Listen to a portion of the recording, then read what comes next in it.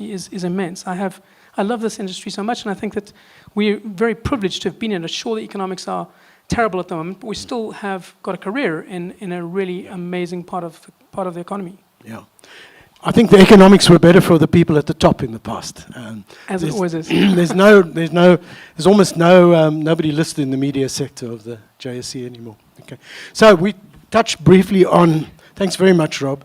So we touched briefly on the local versus the national, and I think it is a big problem in thinking about media is that there is a perception that the view from the cities and even from the suburbs always dominates. And it forgets what we're going to be talking about now, the local and the hyperlocal. And I'm really absolutely fascinated, having lived in Grahamstown, which is out there in the Bundus, and had another view of media. I want to go to Shirley Govender now, who's from the AIP, and has in fact run three local publications. Hyperlocal, I think, is.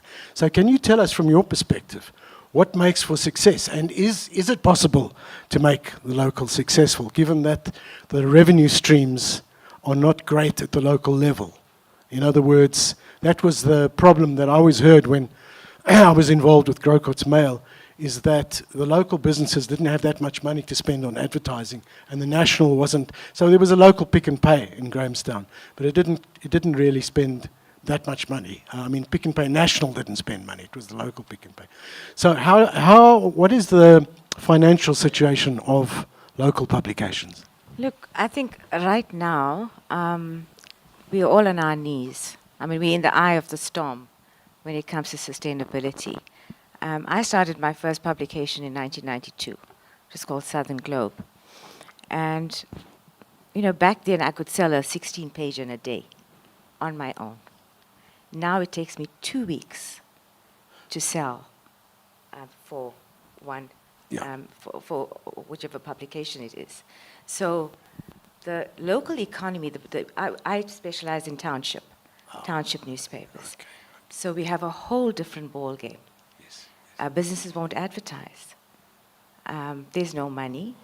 There's a depressed economy. They have their own dynamics. Right. So I have to look out to government, to corporates, and so on, to sustain my publications. Right. There is a fair amount of advertising coming in from the local Orange Farm or Lenasia or wherever, but it's not enough to sustain us. Right. And then we found that in the last, I think, till about 2017, we started feeling the decline in our anchor advertisers, like the Tile Africas and all of that. So they started pulling back. Because if I look at my situation now, I get government ads 4 times a year. Yet, I pride myself on being the person who's informing and educating, helping my readers navigate their lives. Because it's hyper-local, they need to know when the IDP meeting is, or whatever the case may be. And we're running that. We are the cheerleaders for all of this. But so it's really tough right now. Do you think that there might be the prospect, and I do say this very warily, of direct government funding in some form? Say an independently, an independent organization that supplies money to the AIP or to independent, along the lines of the MDDA, shall we say. Do you think there's any, and what about the MDDA?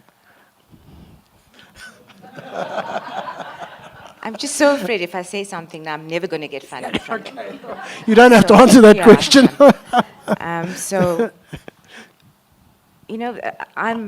Kate Skinner is sitting in the room. Yeah. She has done an amazing job unlocking opportunities for us. Right. So for example, I'm on the 2024 cohort with Amplify SA. Okay.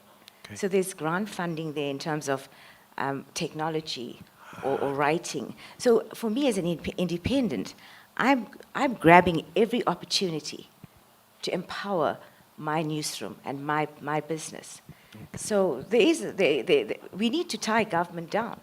Because like I said, if we're going to be their cheerleaders, then for God's sake, do something, help us. Mm-hmm. It's my responsibility to inform and educate my readers. Mm-hmm. But least come to the party with some kind of support, because we're also nation building.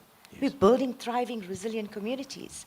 We are we're helping them navigate their lives every day. But I mean, we're on our own with that. Yes. So it becomes it's frustrating. Yes. So whether it's MDDA, whether it's whoever's, but corporates, your bigger companies, Yes. you know, that they need to take responsibility as well. Yes. But I'd like to see policy changes at government, at legislation level. We need to start setting up partnerships and collaborations with government. Show them our efforts. Create what's the word? Some kind of thing that's a document that's going to show them that, look, these are the things that we're doing. Yes, yes. And get them involved. They can run pilot projects within the smaller newsrooms in the townships. Yes. There's so many opportunities that they can step in. Yes. I mean, if you want to know how to tile your bathroom, that's what hyper-local newspapers do. We're not looking at the JSC and stuff, you know. Yeah. But it's relevant, important stuff for my market. Yes. So we need them to come in. I mean, if there's anybody in the room that can go out there and say, listen, we've got 150 publications with the Association of Independent Publishers that are we're all in trying to build our communities all over the country, pushing out like 4,000 or 5 million copies a month.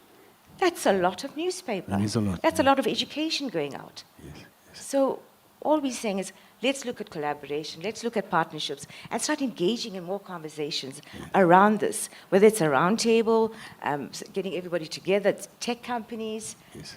or the opportunities are there. They just need to, I mean, we are available Yes. to have a conversation. Well, So please come and let's talk about this, because if I mean, this is a Media Freedom Festival. If I were to close my 3 newspapers, Orange Farm News, Walkerville and Savannah City Times, and Globe Post.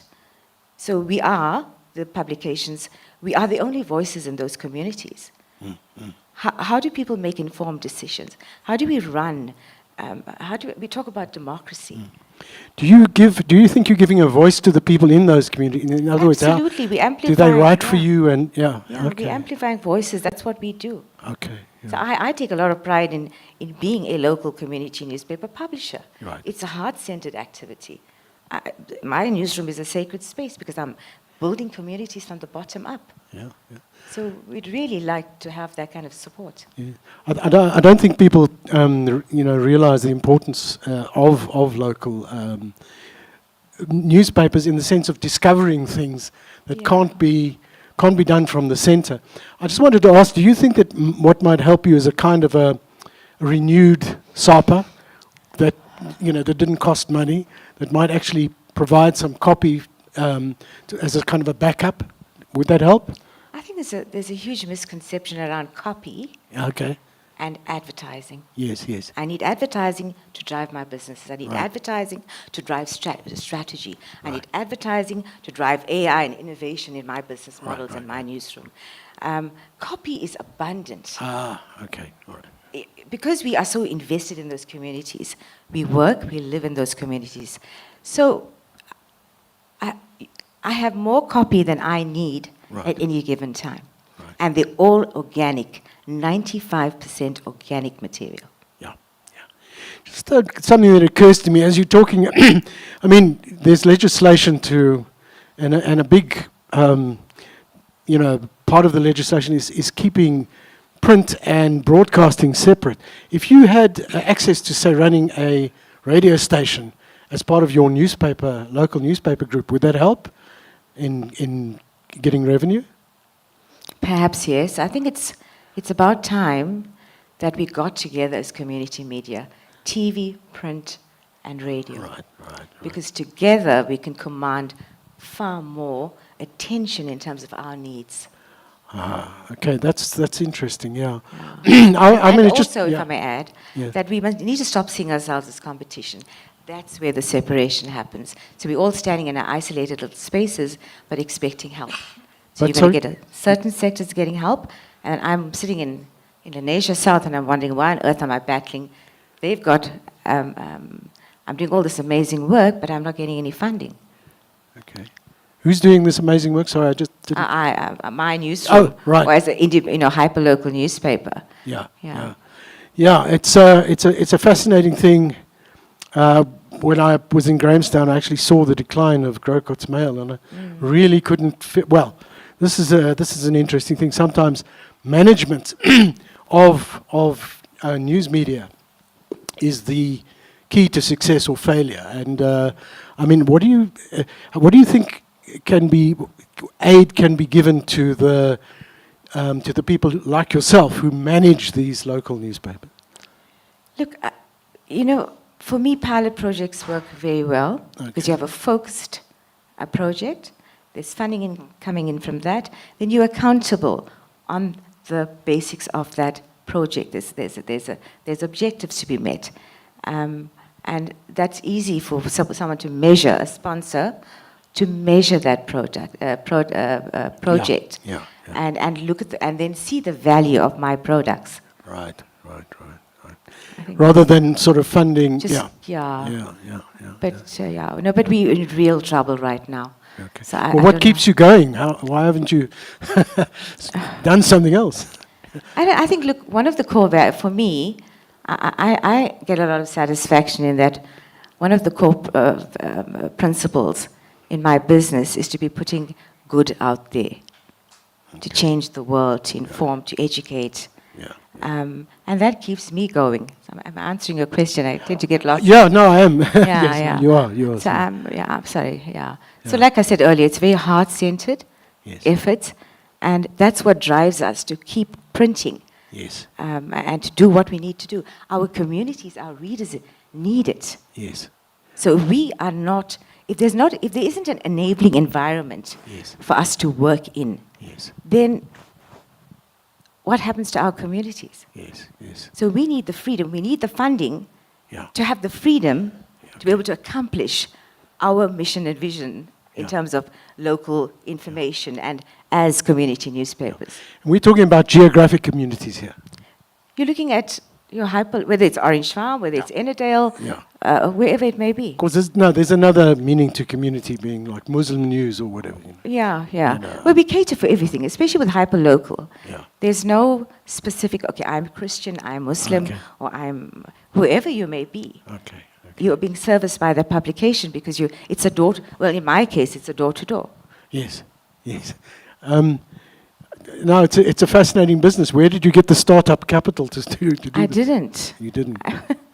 I started Southern Globe because Lenasia South was, there was so much injustice around that we faced as residents because we were dumped on the deepest south of Joburg because we were Indian or any non-white, and that's why I started the paper because we needed a voice. We needed to have accountability. We didn't even have no SABC transmitters, no post office, no police station, one shopping center, and there were like 4,000 people. So, that's how I was driven to start because it was an anti-apartheid voice initially, but turned into a water and lights, a guard dog, watchdog. That was the initial role. Yeah. So that's how I ended up starting that. Yeah. Just passionate about wanting to make a difference, to change. Okay. So just finally, I mean, have you got any ideas of something, as you say, you're on your knees, that might help immediately to get you off? Look, I've started already. Okay. So apart from the newspapers, for example, we looked at what our advertisers needed. So they needed, for example, printing of your pamphlets weekly. Okay. So I have a little, I would print pamphlets. I still do. We're printing your A3 inserts. We do the design work. We sometimes publish that in the newspapers. I do branding on the side. It's not something that happens all the time, but it's something I'm open to innovation. I'm open to new business products. The success to us as hyperlocal papers is to diversify. If you don't, you're dead in the water. Right. So that's what I've done. We saw this happening in 2017 already. So we started a range of products. So for example, I've got like a portfolio of a retail franchisees where I do their Facebook marketing. Okay. So we've got different aspects, but that all came in purely and all started from Southern Globe. Ah, okay. You see, and it's the only way it basically cross-subsidizes the newspapers. I can't afford to close those papers. Yes. Apart from my own passion, there's emotional attachment. Right. So, so there's lots of other little things that we're doing, and all the publishers are doing. We've got some of our publishers are eventing. They do newsletters. Yeah, yeah. So everybody's diversifying Yeah, and introducing new products, and also with the advent of the digitization. So that's also another revenue stream for the publishers as well. So as I sit here, I'm speaking not just about me, but about the other 150 publishers with the AIP. Yeah. Not only with the AIP, I think everybody as has to well. diversify. Yeah. 100%. Though the danger of that is that your third stream income can be so successful that you just forget about the newspaper. So thank you very much. Thanks for that perspective. I now want to move to Gillian, who is in the Daily Maverick hot seat.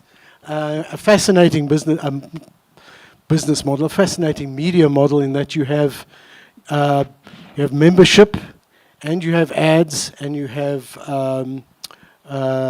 donors as well. So you have 3 streams of income, plus events and whatever else, and books and so forth. So, I mean, one of the things that's really interesting is how Daily Maverick came from not entirely nowhere, because I know Branko was running a magazine before he went online, but came from almost nowhere to be in the top, one of the top online publishers in terms of, sorry. I'm putting myself on it, yeah. Okay. Don't ever buy a Show Me Redmi phone, by the way. Or don't shut off. Just got to power it off. Shut up. Go and drown it somewhere. Okay, so yeah. So I mean, it's been fascinating for me to see, and my personal perspective is that the magic behind this is not magic; it's audience. What do you think has been the key factor in attracting the audience that you have? And that audience is, some of them prepared to actually donate individual. I mean, I was a Daily Maverick member until fairly recently. Nothing to do with the publications, my own cash flow problem. So what do you think is your unique selling point, if you like? What makes the Daily Maverick different? Well, I think it's really about the journalism. We put a lot of effort into the kind of journalism that we do. Our journalism has to be relevant. Shirley is talking about helping people navigate life. Navigate life is one of those elements that we think about when we're doing our journalism. The other is, how do we protect democracy? And by focusing and being very intentional about what it is that we want to put out into the world, yes, is key in building an audience. They need to find that what you're doing is relevant to their lives, yes, yeah, and adds value. Rob, you spoke about adding value. There's so much out there, and at the end of the day, how do you want your reader to spend time with you is to say, we've got something of value that's going to add value to your life, that's going to help you have that conversation over the beer at the Braai on the weekend and come across as knowing something. Daily Maverick's very much a mission-driven organization. Our mission is to defend truth, and to do that is to help people know more and know better. And so it's been hyper-focused on what it is that we are delivering at the end of the day that helps grow that audience. Okay. And how much do you think the opinion pieces, the so-called opinionista pieces, how much has that been a part of your success? I mean, that does sort of broaden not only the potential audience, but also the number of people you can tap into. Has that really been essential, or is it just an add-on? If we go back to the start of Daily Maverick, the opinionista and that kind of section was really how we grew in terms of the amount of content we were putting out. Okay. When we first started, we probably had about 4 journalists and a dog writing for the publication. they were very experienced journalists, but to put out a variety of content, Yes. the opinionista section provided that. At the moment, I would say that it's both blessing and a curse, because everybody has an opinion now and wants to put it out. So to be again intentional and triage what it is that you're putting out there can take a lot of drain on the strained resources, but it does allow for a variety of views to come forward. Yeah. So you've got a much bigger staff now. How does it compare to, say, one of the legacy publishers, given that you also put out a newspaper? Yeah, I mean, if I look at, unfortunately, we've just gone through a retrenchment process the first time in 15 years. It wasn't an easy decision to take, but even in that environment, we are sitting with about 35 journalists that are writing for Daily Maverick. That's across from an intern to somebody with over 30 years of experience. And so I think if one looks at the newsrooms of legacy newspapers, you would say that Daily Maverick and News 24 are amongst the biggest in that regard. Okay, yeah. Yeah, News 24 has got a massive online audience. It dwarfs everybody else, but... Our online journalists write for the paper as well. There isn't a specific newsroom for the paper itself. Yes, yeah, that's quite common. Though I recently read of a publication, I think in Australia, which actually split the newsroom from online only, or online and print, into two separate newsrooms to give them better focus. So maybe you'll think of that in the future. So, I mean, the newspaper is very successful in the sense that it's one of the only newspapers that actually increased circulation. Is it profitable? We haven't made a profit yet. Okay. We are hopeful that we will get there, at least break even at some point in the very soon future. It's showing that it's serving a reader need for something that is meaty, that gives pause during the week, that takes you away from the screen. Yes. I think it's a highly curated product of excellent journalism. Yes. That allows people some time away from the screen and sit and engage with something that is adding value. It's got good crosswords, I must say. So anyhow, as I say, it's about the audience. Now, I'll ask you the same question I asked Rob. Gauging audience, you use all the tools available, but I think Rob made a very important point. Instinct as a journalist. You know, how much do you pay? So if you're as a journalist, I mean, most of us went into the business because we wanted to say something. In my time, it's because we wanted to say apartheid was bad, among other things. But you also have to cater for what the audience needs. How do you get that balance, what the audience wants? So the audience might want lots of sport, and you might want to tell them something very important about the economy. How do you get that in your head? How do you balance that? So we've got a strategy document called Securing Our Future. And one of the arms of Securing Our Future is doing data right. And that's not data for clicks and the like. It's understanding what the data is telling us about the journalism that we're doing, about the audience, about how they're engaging with it, about where we need to present the journalism, not to tell us what we should be doing, but how to reach them. Okay. I think data is there for us to use to improve our accessibility of our journalism.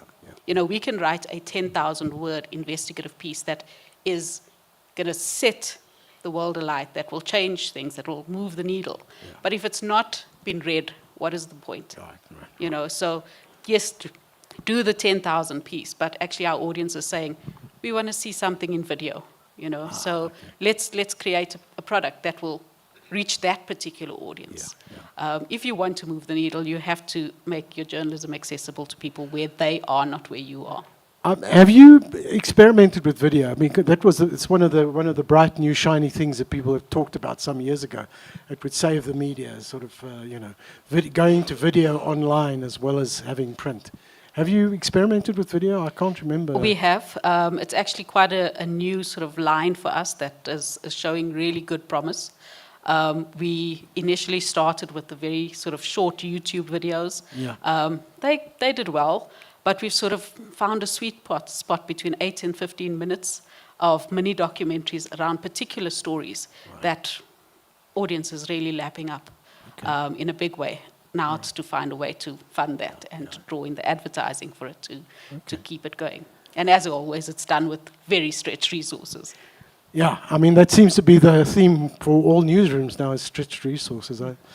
They never were great in the past, but they're even worse now. Yeah. Okay. So what I want to do is, and I should have mentioned this earlier, is obviously I want to give a chance to the audience to actually ask questions of our panelists now. Let's do that. Have we got a roving mic? Okay, there's one there. Have we got a roving mic, or you can... Roving mic? It's coming. Okay.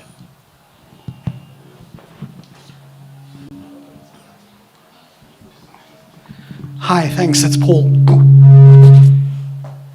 Sorry about that. Hi, it's Paul. I've got an observation and then a spitball type question. The observation is, prior to COVID, my local newspaper, I live at the beach in Jeffreys Bay, so we had one of the regionals, as the large media houses call them.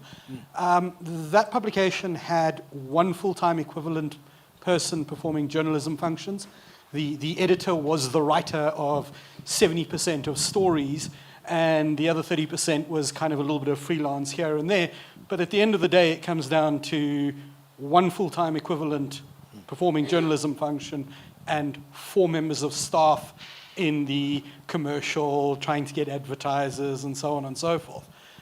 That struck me as a major problem, even if you consider access to, effectively a press syndication, because it's in the Media 24 group.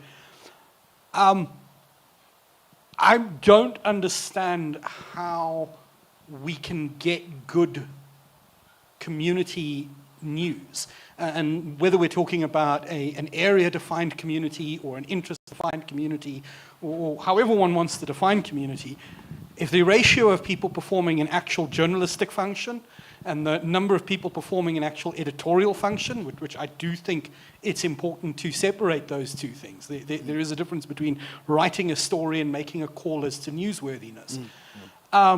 If that ratio is wrong, I cannot see us getting out of a vicious cycle in which a community newspaper or regional or however it's called is just put into an absolute trap. Because even if you can, by having 4 members of staff, get the local businesses to sponsor, it can't work. And similarly, a few years ago, after its acquisition by Rhodes University, Grocot's, was put in the perilous position of its newsroom largely serving the interests of the university. It is. And again, that raises the question of whether or not there is an adequate regard for the number of full-time equivalent performance of a journalistic function versus any sort of business interests, or say not business interests, but generating revenue. That side of it. The spitball that I'm wanting to put forward is: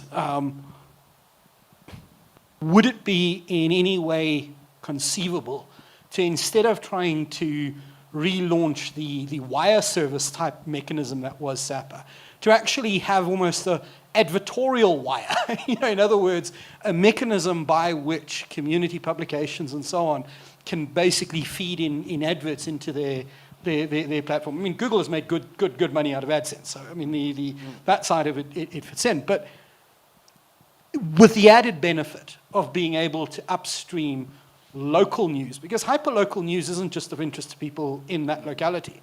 I mean, I haven't lived in Grahamstown in years, but hyperlocal news articles and news interest in Grahamstown is of interest to me. And really well-written local stories are well-read by, outside of the context. So that's the spitball. And the complaint that I want to make is Grahamstown is not rural. It's a buzzing metropolitan. Yes, that's what we thought, yes. Yeah. Well, surely, I mean, so that's the question. Do you need all these other people to get the revenue, do the ads and whatever? What is your perspective? Oh, really? That would be my ideal world. That you don't have those? No, we can't. Yeah. We can't afford it. Yeah. So it's not unusual, and it's been like that for the last God knows how many decades, that all these little community newsrooms, everybody did everything. Okay, yes, true. It is not unusual. It's Okay. normal practice, purely because of the expenses. Unless you're a Media 24 Okay. or a Caxton, then Yeah. you can have specialized. I mean, we've got somebody who's doing graphic designing, and if there's an accident down the road, everybody gets into the off go. It doesn't matter what you're doing in the office, Yes. or your job title. Yeah. But that's the excitement about having our kind of media. I get what you're saying, focused attention and all of that. But it works for us. It's been working for me for 32 years. Okay. On the you know, the business mechanics of a newspaper are different from online. So the thing about newspapers is they do bring in revenue. That the revenue you get from ads is much higher than anything you can get online. So it's good to have, you know, it's worthwhile having a newspaper if you have a big enough circulation to have enough advertisers. But the thing is the model is broken. But anyway, yeah. Anyway, next question. Who's next? Who wants to be next? In the front. Khotsong, I am Bula, and I wanted to ask the question, particularly with, as well, we said publications like Currency, when you go online, you're not just competing nationally, you are competing globally. The newsroom, and I think we've had the conversation as well in the last couple of days, that newsrooms unfunded in journalism is largely unattractive compared to other career paths. And so this is not just a newsroom conversation, but it's also a journalist's conversation. Now, part of the challenge around this is the social media companies like Meta and others that contribute to newsrooms emptying out.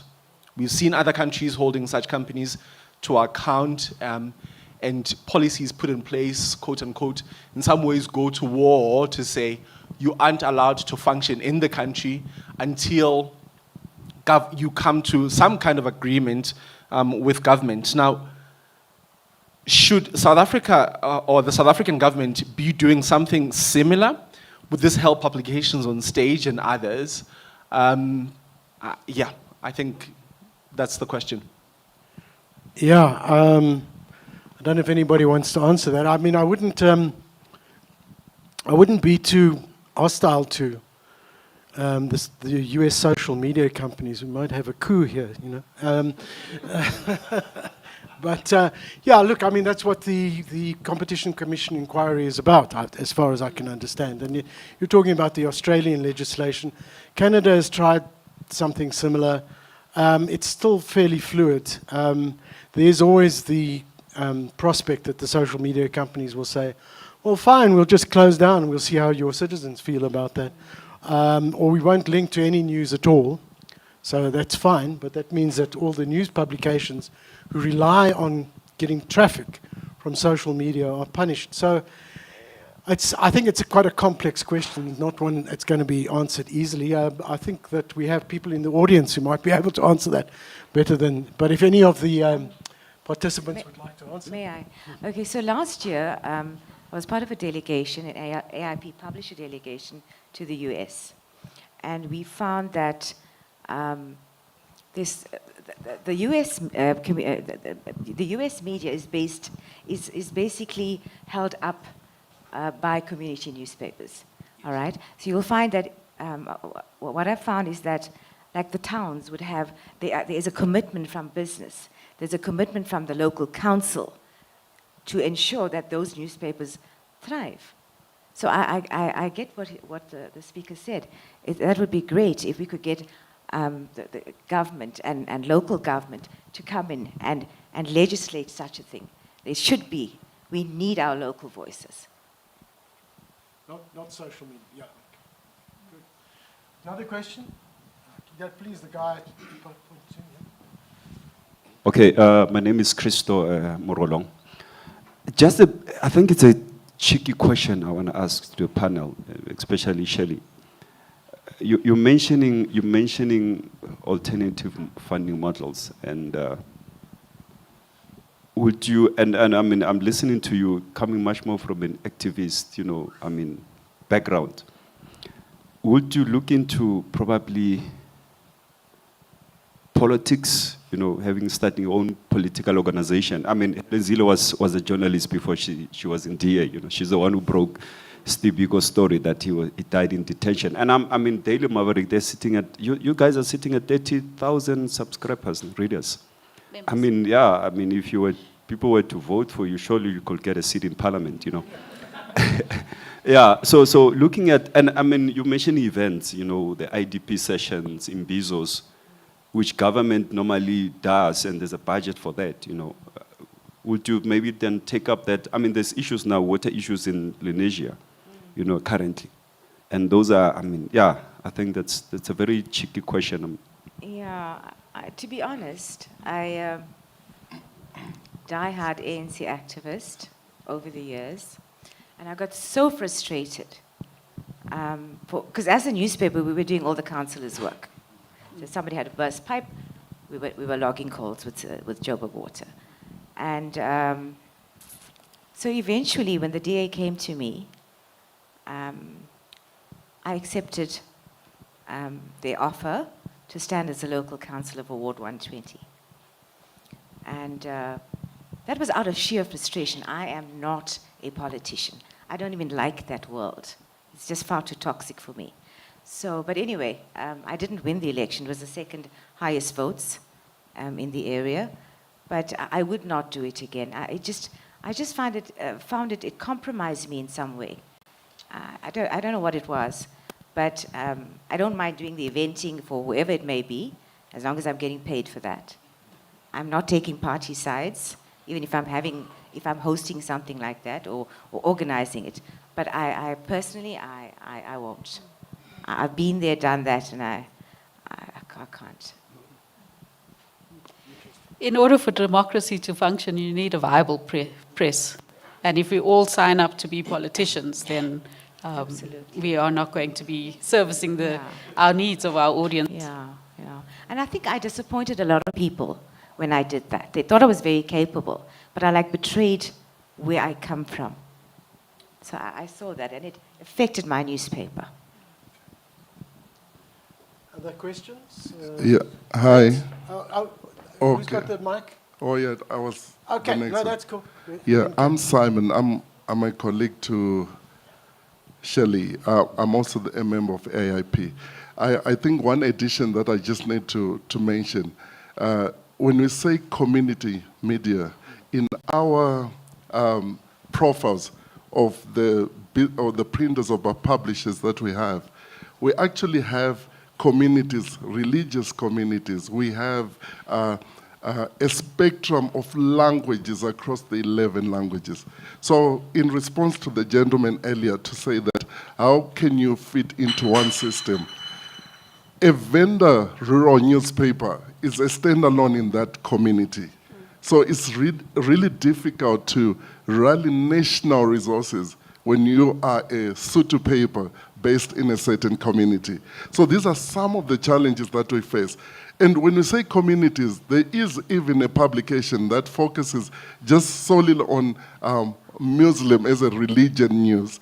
Then there's a KZN paper that focuses on religion only. So those isolated communities, how do you rally that voice together? That's quite the challenge. But we are representative of the 11 languages across the spectrum, and we don't necessarily fit into the national news stream in some cases, because one will be some language, maybe a Hottentot, in the Northern Cape, and they serve that particular community very well. So that becomes the challenge. Kate?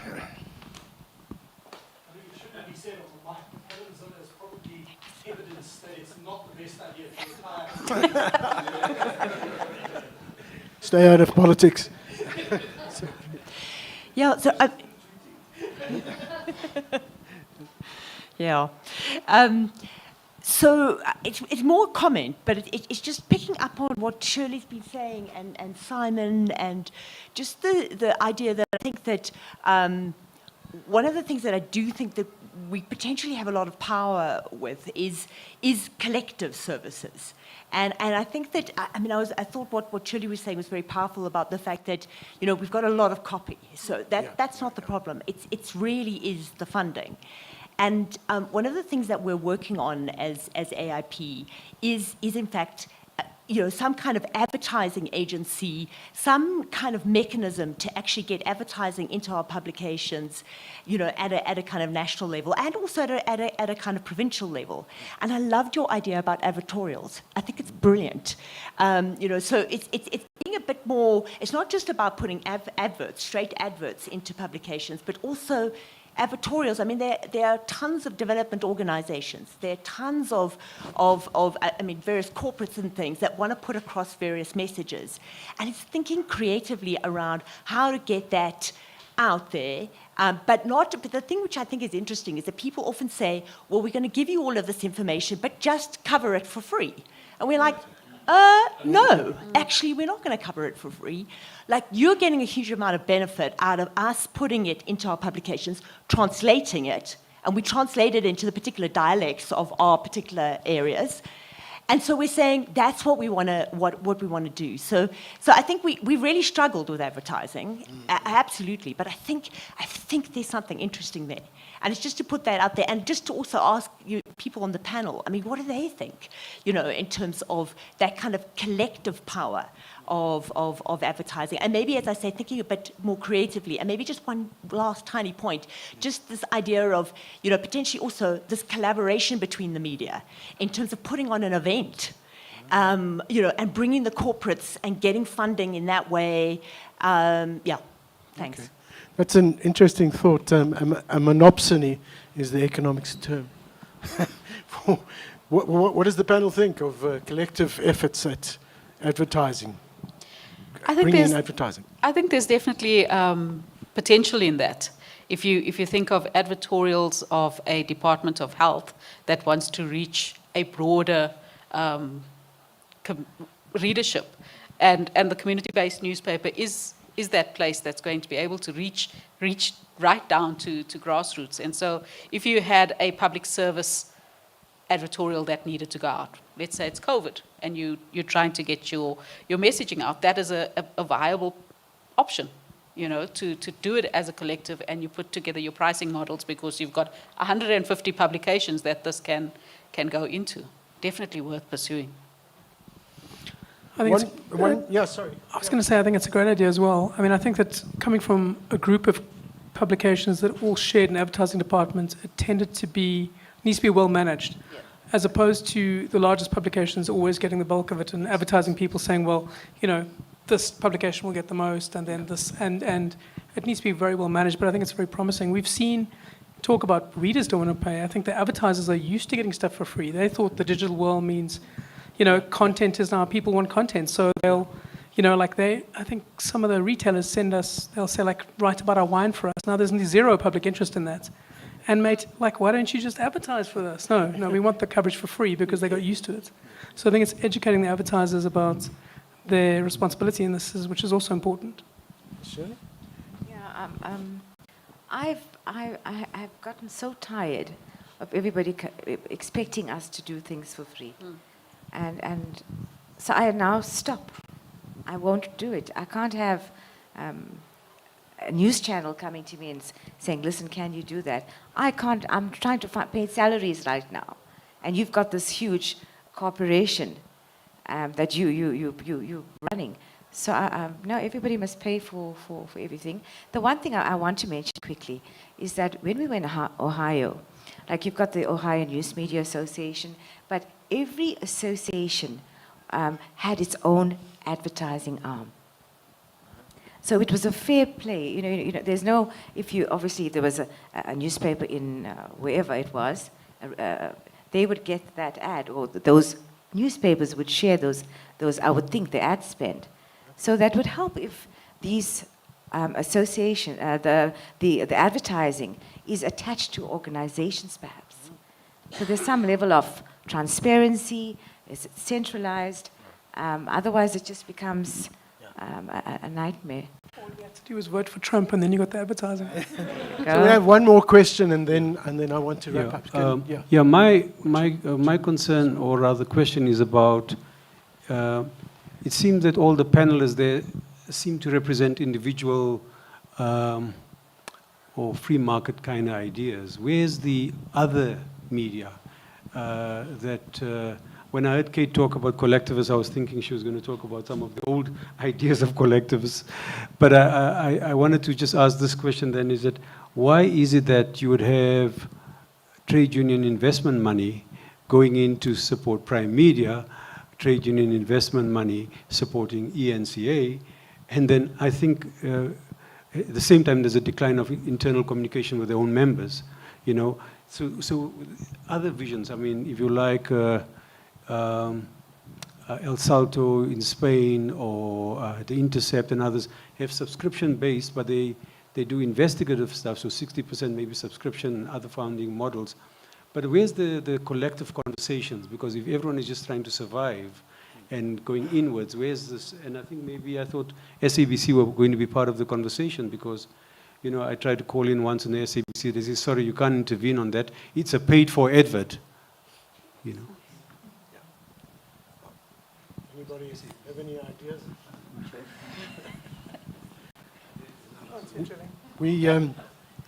We need to pay. Unfortunately, being a journalist is a vow of poverty, like being a monk. But you still need to get paid. So we need to find some way of raising money. And yeah, you know, there are public. Well, I mean, if you take the investigative unit like Amabungani, it's completely donor funded, and also has some ordinary people paying money, by the way, prepared to pay money. So there is that place, and particularly in the digital space, it makes it much easier to do that because you don't have the overheads of raising, you know, money for a newspaper. But yeah, no, I think you're right. The collective. We need to think about that, but then, yeah, you know, there's also the party political aspect as well. Isaac? Thanks. My name is Isaac Manar. I want to say something on behalf of SANEF first, and then on behalf of somebody else. Firstly, SANEF just completed what is called the Community Media Digitization Drive, which was an effort to assist 15 newsrooms, community media newsrooms, print and broadcast, to try and develop new digital futures for them, or at least parallel digital options. It's been fairly successful. Most of the participants actually came out better than when they started. But what's interesting is that we also established a community media support services website, communitymss.co.za, I think, where with the objective of providing services like web development, web hosting, hopefully in the future, what Shirley talked about, maybe advertising streams to different newsrooms, and a whole range of other services. We now, together with Mediate Media, who did this, we're now looking for funding for a further 15 or 30 or so. And I think this kind of initiative to try and just do something and make sure that we move forward is quite important. And I would love to hear also what the panel says about this kind of collaboration and if it would be useful. Secondly, I want to say on behalf of the African Investigative Journalism Conference that starts in 10 days' time at WITS, that there's going to be quite a number of sessions on funding for journalism. And also how to pitch for funding, and most or many of the global media development funders will be at the conference. So it may be a good opportunity to to have chats with some of those people. Thank you. Panel want to react? I mean, I could just say that I think that we started and it was really useful to be part of the Amplify cohort. I think it's good to have groups of people who know how things are done and how to start. So that's fabulous. I mean, you know, we didn't know how to do. We have one person on our group who literally still uses DVDs, for whom, you know, the internet world is something completely. So it's fantastic to share those kind of lessons and what not to do. So I think it's fabulous. Yeah, just to add to what Rob says, I mean, if each one teaches one, suddenly the information gets further along, and we don't all have to make the same mistakes to get ahead if we just start sharing information. I think it's the media for too long has been divided amongst ourselves. Yes, healthy competition needs to be there, but at the end of the day, a viable, strong, diverse media is better for all of us in the end. And so if we can help each other, if we can help Rob start Currency and give him a boost and it's better for all of us. As much as we're all trying to survive, I think the more of us that do survive, the better our country will be. I just want to say that I wish somebody would write all of these things down. We're having all these conversations. It's happening. Every webinar I attend is about sustainability. The Nordic countries, everybody's done it already. They're still having it, yes. But can we just all get together, or somebody we collate all this information? You know, I have, thanks to my association with the Solutions Journalism Network, I meet and I'm in webinars with a range of international organizations. And there's so much we can learn from them. They've been there, they've had these conversations already. So it's good, I love that we're having this conversation. But we can also look elsewhere, not necessarily in our own ecosystem. Let's look out there and see and put those ideas together, and then we can tailor sustainability options and pathways that matter to in our own spaces. Well, thanks very much, Shirley. I'm glad you mentioned solutions journalism, because as people were talking, I was thinking, you know about this stuff. Can't you assign somebody to do an article with a solutions journalism frame to actually talk about the sustainability of the media? And I absolutely agree with you. We need to bring these ideas together, and we need to see how they apply to South Africa, because there's lots of stuff being written, but it's all over the place, and we've kind of forgotten about that. And if anybody pays me, I'll do the research. Thank you. Okay, so thank you very much. I'd like to not to stay our welcome, but thanks very much to the guests. I enjoyed this immensely. I think it was really useful, and we should do it again. Thanks. Okay. Cool. Thanks. Bye. We're going to take a picture of you. Right. Good evening. So we'll do some pictures of the panel, but this is the final event of the Media Freedom Festival for 2024. Are we going to give them those now? Okay, good idea. Can you bring them? These are early Christmas gifts, as you can tell.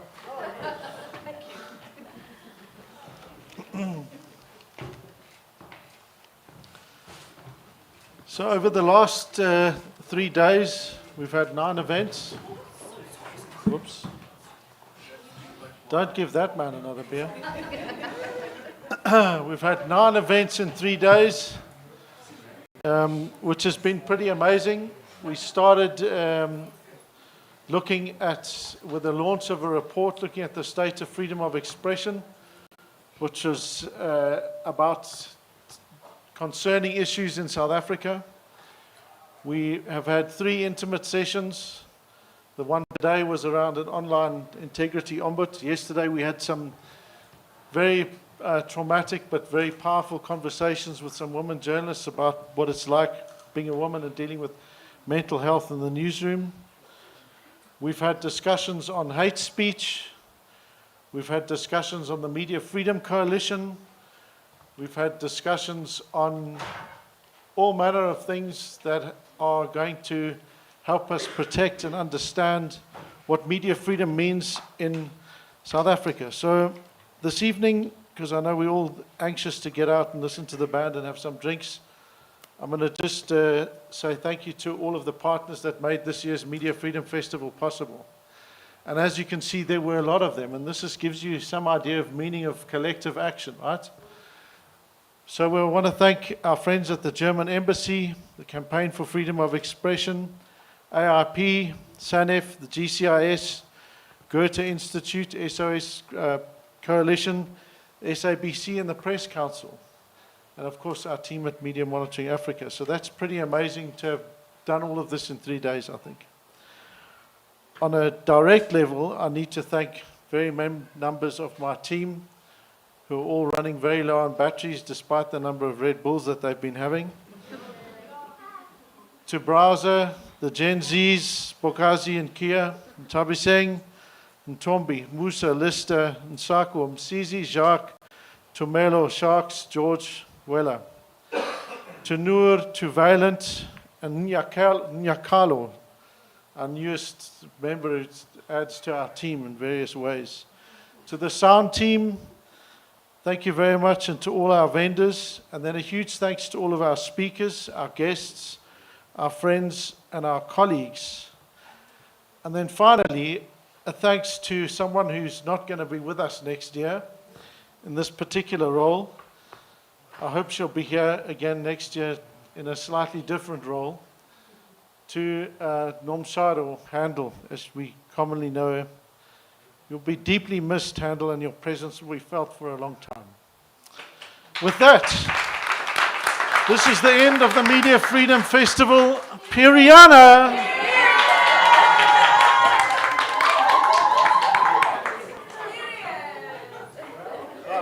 Can we get some pictures of our panel and then you can have drinks?